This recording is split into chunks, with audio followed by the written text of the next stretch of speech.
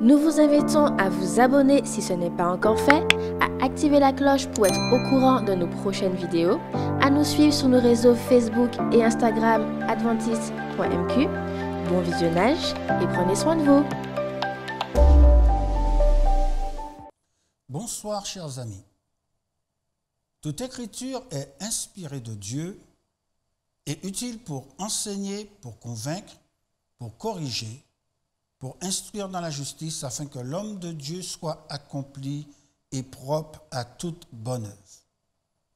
Selon cette déclaration de la seconde lettre de Paul à Timothée, la Bible a été écrite par des êtres humains, mais elle est inspirée par Dieu. Autrement dit, elle n'est pas un livre comme les autres d'inspiration humaine. Pour cette raison, on l'appelle la parole de Dieu, le livre du Seigneur ou les Écritures sacrées. Avec plus de 100 millions d'exemplaires vendus chaque année, la Bible est le livre le plus lu dans le monde. Son nom provient du mot grec ta biblia, qui signifie les livres. La Bible hébraïque, improprement appelée l'Ancien Testament, comprend 39 livres écrits en hébreu. Quelques chapitres sont en araméen dans les livres d'Esdras et de Daniel et un verset dans Jérémie. L'araméen est une langue cousine de l'hébreu. Cette langue de la Mésopotamie était la plus parlée à l'époque du prophète Daniel. Le Nouveau Testament contient 27 livres écrits en grec, la langue universelle de l'époque. En fait, plus précisément, c'est un patois, la koiné, le langage commun du peuple, un peu comme le créole ici aux Antilles. On trouve aussi quelques mots araméens comme Abba, qui signifie Père, ou Maranatha, qui veut dire, selon le contexte, Viens Seigneur, ou à l'inverse, le Seigneur vient. Sur une période de 1600 ans, du 15e siècle avant Jésus-Christ au 1er siècle de notre ère, une quarantaine d'auteurs ont écrit les 66 livres de la Bible. Les 5 premiers livres forment la Torah, le livre de la loi. Ils ont été écrits par Moïse, l'auteur principal. Il compila certaines informations pour écrire la Genèse et consigna les événements de l'Exode pour en garder le souvenir. Il coucha par écrit les paroles de Dieu, les lois, les événements et les lieux de l'Exode. Selon la tradition judéo-chrétienne, le premier livre écrit par Moïse est celui de Job, alors qu'il résidait dans le désert de Madian. Toutes sortes d'auteurs ont écrit les ouvrages de la Bible hébraïque. Josué est un général. Samuel est un prêtre. Il a écrit le livre des juges et 1 Samuel qui fait partie d'un ensemble, 1 et 2 Samuel. 2 scribes, Nathan et Gad, qui ont aussi été prophètes, ont écrit 2 Samuel. 1 et 2 Rois est une compilation d'annales conservée dans les archives royales. Il est impossible de connaître son auteur. Apparemment, 1 et 2 Chroniques ont été écrits durant l'exil juif à Babylone et se terminent par une phrase complétée dans les premiers versets du livre d'Esdras. Ceci suggère que le prêtre Esdras l'aurait écrit. Dans la tradition hébraïque, Esdras et Néhémie forment un seul livre attribué à Esdras. Les psaumes sont des chants composés par des musiciens religieux. Le plus notable est bien sûr le roi David. Proverbes, Ecclésiaste et Cantique des Cantiques proviennent du roi Salomon, réputé pour sa sagesse et son érudition. Les livres prophétiques de l'Ancien Testament ont été écrits par des prophètes professionnels au profil très varié. Amos est un berger, Zacharie un prêtre, Daniel un premier ministre de rois babyloniens et perses. Issu d'une famille royale, Ésaïe est aidé par des scribes pour rédiger son livre. Jérémie est assisté par son secrétaire Baruch. Ézéchiel est un esclave juif très instruit qui a travaillé dans la terre boueuse des plaines de la Babylonie. Les auteurs du Nouveau Testament sont de toutes les composantes de la population. Matthieu est un collecteur d'impôts. Marc est un secrétaire qui consigne les récits de la vie de Jésus racontés par l'apôtre Pierre dans ses sermons. Luc est un médecin, mais aussi un historien qui fait des recherches pour écrire l'histoire de Jésus et de ses apôtres. À la fois un manuel et un intellectuel, l'apôtre Paul est un faiseur de tentes et un théologien. Pierre et Jean sont des marins pêcheurs. Jacques et Jude sont les frères de Jésus. Jacques est aussi le dirigeant de l'Église primitive, un peu comme aujourd'hui le président de la conférence générale. La parole de Dieu comprend 3 dimensions: la révélation, l'inspiration et l'illumination.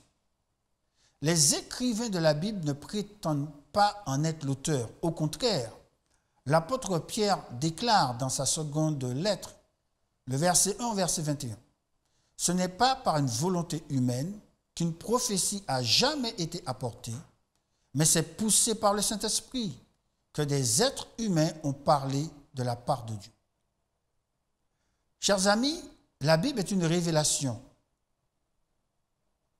De nous-mêmes, nous ne pouvons pas atteindre Dieu ni le trouver. Il est inaccessible. Nous n'avons aucun moyen de le connaître, de découvrir nos origines, de comprendre notre destinée, s'il ne prend pas l'initiative lui-même de se révéler. Dans sa parole, Dieu a confié à l'être humain la connaissance nécessaire au salut. Les Saintes Écritures constituent la révélation infaillible de sa volonté. Aucun individu ou comité n'a compilé les paroles de la Bible. Ce livre s'est graduellement développé au fil du temps par l'intermédiaire de personnes que Dieu a choisies pour communiquer ses messages. Le prophète est un porte-parole. Comme un ambassadeur, il transmet fidèlement, non ses propres idées, mais les pensées de Dieu. Comment les livres de la Bible nous sont parvenus? Durant le règne de Josias, un roi de Juda, on trouva le livre de la loi écrit par Moïse au cours d'un nettoyage dans le temple de Jérusalem. À l'époque de Moïse, ce livre était conservé dans le tabernacle, puis on le plaça dans le temple de Jérusalem. Les prêtres en faisaient souvent la lecture, mais le roi disposait d'un exemplaire. Selon le Talmud, aussitôt qu'en l'an 450 avant Jésus-Christ, Esdras, et plus tard la Grande Synagogue, contribuent à instituer le canon des écrits de l'Ancien Testament en rassemblant l'ensemble des écrits sacrés et en les organisant selon l'arrangement que nous connaissons aujourd'hui. Après la chute de Jérusalem en l'an 70, le rabbin Johanan ben Zakkai obtient l'autorisation de l'empereur Vespasien de fonder une école de loi juive. On l'a appelée l'Académie de Yabné pour discuter sur le canon de l'Écriture. En réalité, le débat a surtout tourné autour de 4 livres considérés comme, à l'époque encore comme marginaux: Proverbes, Ecclésiaste, Cantique des Cantiques et Esther. Les autres livres étaient déjà considérés inspirés. Au VIe siècle, et cela jusqu'au Xe siècle, il y a un groupe de scribes et d'érudits juifs connus sous le nom des Massorètes, un mot qui signifie les maîtres de la tradition. Ils se rendent en Palestine et à Babylone pour copier fidèlement la Bible hébraïque. Et dans un souci de ne rien oublier, ils recensent très exactement 815 140 caractères, soit le nombre de lettres très précisément dans la Bible hébraïque. Les Massorètes considèrent la reproduction fidèle du texte biblique comme sacrée. Ils réalisent une copie extrêmement proche de l'original. Dans des notes marginales, ils indiquent les variantes en orthographe et les tournures de phrases peu utilisées. Comme l'hébreu n'est plus alors une langue vivante, ils ajoutent des signes aux consonnes pour qu'on sache comment prononcer les voyelles et les accents. Au sujet du Nouveau Testament, ces écrits sont rédigés au 1er siècle en une petite cinquantaine d'années. Mais il faut 2 siècles et demi pour les officialiser grâce à la liste d'un père de l'Église, Athanase d'Alexandrie. L'Ancien Testament est la Bible des premiers chrétiens. Cependant, graduellement, ils considèrent les écrits des apôtres comme aussi inspirés. Et cela s'impose naturellement à eux, sans la décision d'un concile. À travers ces pages, ils entendent Dieu parler et ils sont convaincus de péché, de justice et de jugement. Après l'exil à Babylone, des écrits non inspirés sont apparus. Les écrits intertestamentaires, jusqu'à environ au moment où Jésus est venu. Et puis à partir du 2e siècle de notre ère, les écrits apocryphes chrétiens. On les appelle les apocryphes car leur fiabilité n'est pas établie. Ils contiennent des enseignements douteux, des erreurs historiques, des récits fictifs sur Jésus, jamais cités par Jésus lui-même et les apôtres. Comment savons-nous que le message de la Bible aujourd'hui est le même que celui des prophètes d'autrefois? Les manuscrits originaux des livres de la Bible, les autographes, n'existent plus. Ce qui nous est parvenu sont des copies des textes originaux. Nous savons que leur contenu est fidèle grâce au message par rapport au message des premiers manuscrits pour au moins 5 raisons. Premièrement, les scribes prenaient un soin extrême dans le recopiage des livres de la Bible. Ils appliquaient des règles très strictes. Chaque parchemin devait avoir un certain nombre de colonnes, d'une longueur et d'une largeur précises. Chaque colonne contenait entre 48 à 60 lignes, ni plus ni moins. Pour écrire, on se servait uniquement d'une encre noire indélébile. Aucune autre encre, qu'elle soit rouge, verte par exemple, n'était tolérée. Le mot scribe signifie littéralement compteur. En effet, les scribes vérifiaient minutieusement le recopiage de manuscrits en comptant le nombre de mots et même des lettres de chaque mot. Les ratures étaient interdites. Et si on trouvait des erreurs, au moins 3 sur une page, le plus souvent, il s'agissait d'une erreur, une lettre, on détruisait le parchemin. Il fallait tout recommencer.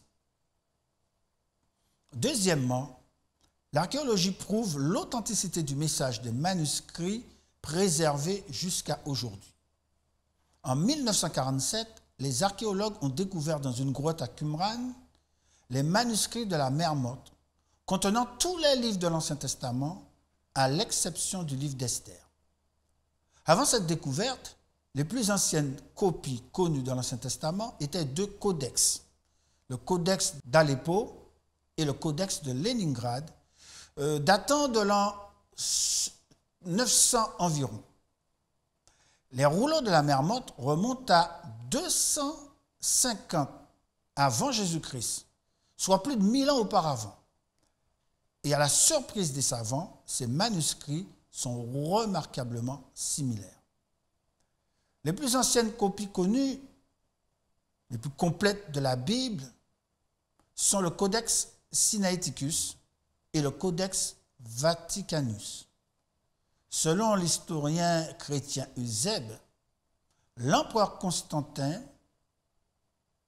commanda la fabrique de 50 copies de la Bible, réalisées vers l'an 325 après Jésus-Christ, 2 siècles et demi après la rédaction du Nouveau Testament. Troisièmement, il existe 5700 copies du Nouveau Testament en grec préservées jusqu'à aujourd'hui. À cela s'ajoutent environ 10 000 exemplaires de la Vulgate. C'est la version latine de la Bible écrite à la fin du IVe siècle. Il y a aussi 9000 autres traductions du Nouveau Testament dans d'autres langues comme l'éthiopien, le slave, l'arménien, le copte ou le syriaque. Aucune copie d'un ouvrage de l'Antiquité n'existe en autant d'exemplaires aujourd'hui. Par exemple, on trouve seulement 10 copies du livre de Jules César, La guerre des Gaules, qui a été édité, recopié 1000 ans après sa parution. Quatrièmement, les pères de l'Église citent abondamment le Nouveau Testament. En fait, ils citent tellement ces écrits que si le Nouveau Testament venait à disparaître, on pourrait le réécrire entièrement grâce à leurs citations, à l'exception d'une dizaine de versets. Cinquièmement, Jésus a validé la Bible hébraïque et il a préconfirmé le Nouveau Testament. Il déclare dans Jean 5, le verset 39, « Vous sondez les Écritures parce que vous pensez avoir en elles la vie éternelle. Ce sont elles qui rendent témoignage de moi. » Dans l'Ancien Testament, plus de 200 prophéties annoncent Jésus comme étant le Messie. Le Nouveau Testament rapporte sa vie et ses enseignements. La deuxième dimension de la parole de Dieu est l'inspiration. Pour communiquer avec les êtres humains, Dieu n'utilise pas un langage céleste. Si c'était le cas, nous n'aurions rien compris. Au contraire, il descend à notre niveau. Il condescend à utiliser le langage humain, langue mamanou, que tout le monde comprend. Chers amis, il vous faut bien comprendre ceci. Le processus de l'inspiration est dynamique. Ce n'est pas une dictée mécanique où Dieu parle, le prophète écrit. Le plus souvent, ça ne se passe pas ainsi. Un écrit inspiré n'est pas forcément le contenu verbatim d'un message de Dieu. L'inspiration divine combine l'humain et le divin. Le Saint-Esprit inspire des pensées aux prophètes, mais il n'est pas la plume de Dieu. Dieu n'est pas l'écrivain. L'auteur écrit avec des mots imparfaits, dans sa propre langue, son propre style et son propre arrangement. Ce sont les êtres humains, non les mots de la Bible, qui sont inspirés. L'inspiration agit non sur les mots et les expressions, mais sur l'écrivain à qui le Saint-Esprit communique des pensées. Ainsi donc, chers amis, Dieu ne s'est pas placé lui-même à l'épreuve dans la Bible par les mots, la logique et la rhétorique. La Bible contient des informations historiques, mais ce n'est pas un livre d'histoire. Elle fournit de précieuses informations sur les origines, mais ce n'est pas un livre de sciences. On n'y trouve pas des axiomes, des théorèmes ou des équations. La Bible contient des pensées sublimes, mais ce n'est pas un livre de philosophie. Elle fait de remarquables observations sur le comportement de l'être humain, mais ce n'est pas un ouvrage de psychologie. Elle donne de bons conseils judicieux sur la santé, mais ce n'est pas un manuel médical. La Bible est autre chose. C'est le livre de l'histoire du salut. Elle présente le plan de Dieu pour sauver l'humanité. Toute écriture est inspirée de Dieu pour nous révéler le chemin du salut. Le Saint-Esprit a inspiré les prophètes bibliques à parler de nos besoins, du problème du mal et de la solution, de la seule espérance pour le monde, le salut en Jésus-Christ, notre Sauveur. Jésus dit, « Je suis le chemin, la vérité et la vie. » La troisième dimension de la parole de Dieu est l'illumination. L'esprit qui transmet les révélations de Dieu et inspire les prophètes est le même esprit qui illumine notre esprit à la compréhension de la parole de Dieu. Chers amis, de nous-mêmes, nous ne comprenons pas les choses de Dieu. Il nous est difficile de saisir pleinement les choses spirituelles, Mais le Saint-Esprit nous aide à les comprendre. Quelqu'un a dit, le devoir le plus important de tout être raisonnable, c'est de sonder les Écritures, d'y découvrir la vérité, puis de marcher dans la lumière et d'encourager ses semblables à faire de même. L'archéologue anglais William Ramsay était athée. Il voulait démontrer que la Bible n'était pas un document sérieux et que toutes ces informations historiques étaient fausses. Il utilisa 2 livres qui mentionnent de nombreux noms et lieux, l'Évangile de Luc et le livre des Actes des Apôtres, dans ses fouilles archéologiques pour prouver que la Bible était un faux. Il se rendit dans 32 pays, 54 villes et 9 îles mentionnées par l'évangéliste Luc dans les Actes des Apôtres. À son grand étonnement, chaque information s'est avérée exacte, au point qu'il a affirmé « Je classe Luc parmi les historiens de première catégorie ».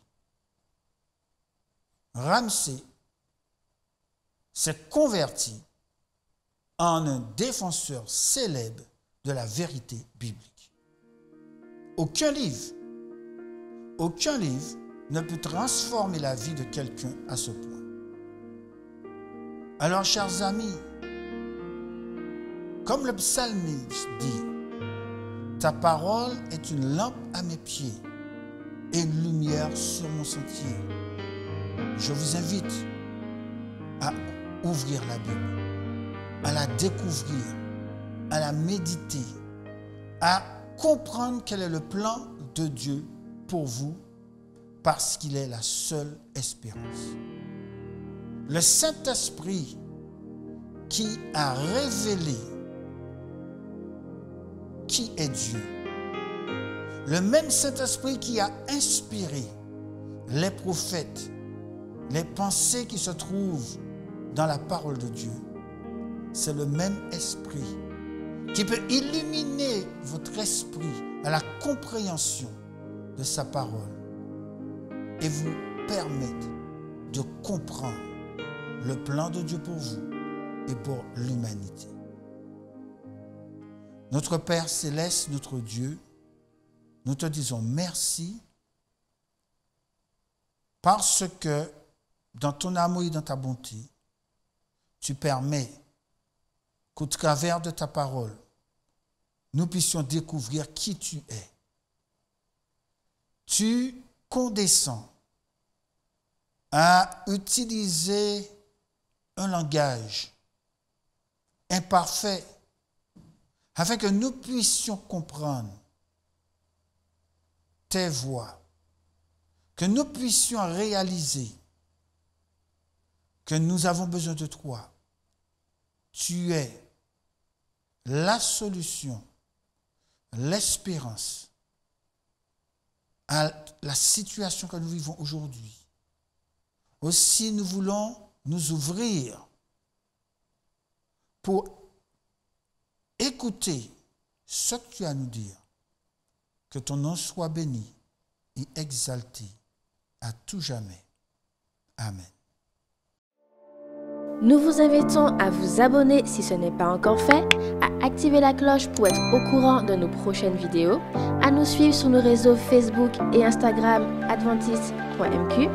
Bon visionnage et prenez soin de vous.